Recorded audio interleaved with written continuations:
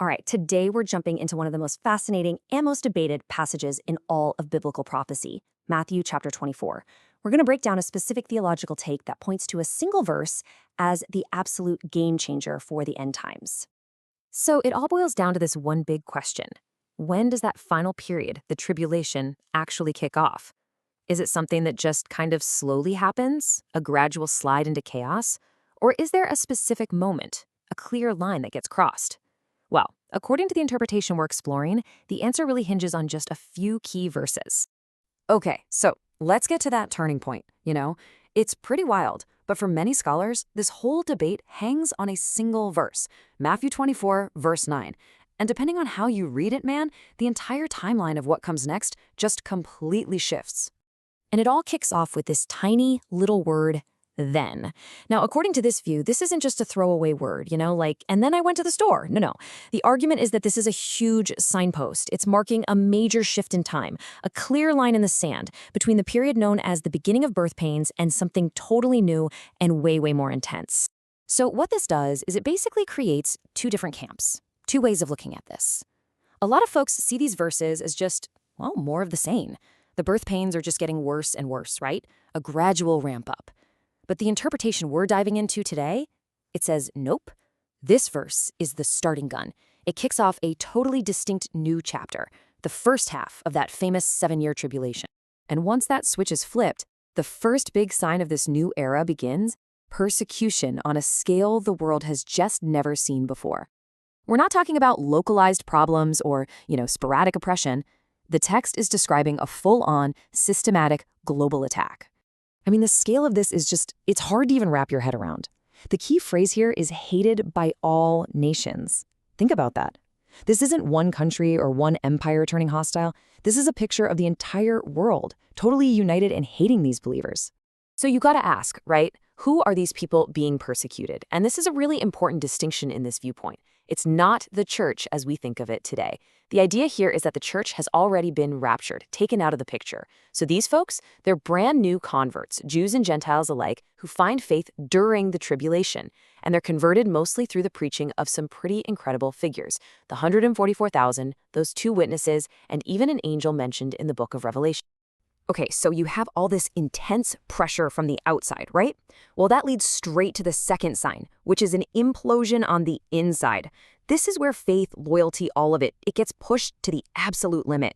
And for a lot of people, it just completely breaks.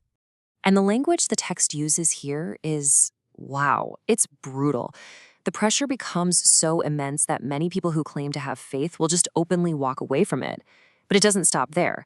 This isn't just a personal crisis of faith. It gets ugly.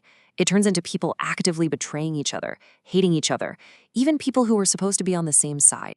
You can see how this becomes a terrible chain reaction. The persecution gets more intense, that causes people to publicly renounce their faith, and that creates this toxic environment of fear where everyone's looking over their shoulder. Betraying your neighbor becomes a way to survive, and that sense of community, it's just shattered. All right, so after this massive breakdown of trust, the third sign emerges, and it's a society that is just drowning in moral chaos, made even worse by some very powerful and very intentional deception. Now, the text points out something really interesting here. We're not just talking about false Christs anymore, people claiming to be the Messiah. Now, a new group shows up, false prophets, and their job is a little different. They're like the spin doctors for this new world order. They use fake signs and wonders, all to make the Antichrist regime look legitimate and to fool as many people as they can. The original Greek word used for lawlessness here is anomia, and that's a really specific term. This doesn't just mean, crime is on the rise. Anomia means the total absence of law. It's a society where corruption is the system, where moral chaos is the official policy, right from the top. It's the very air you breathe. And what happens when you live in a world of total anomia? The text says the love of many will grow cold. And the word for love here is agape. That's not just a warm, fuzzy feeling. It's about a real, practical commitment to God and to other people. And in a world soaked in lies and corruption, that kind of commitment, it just starts to wither away. But right when things seem their absolute bleakest, the whole story takes a sharp turn.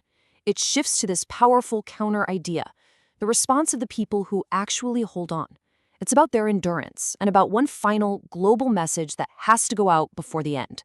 This leads us to a verse that honestly trips a lot of people up, but the one who endures to the end will be saved.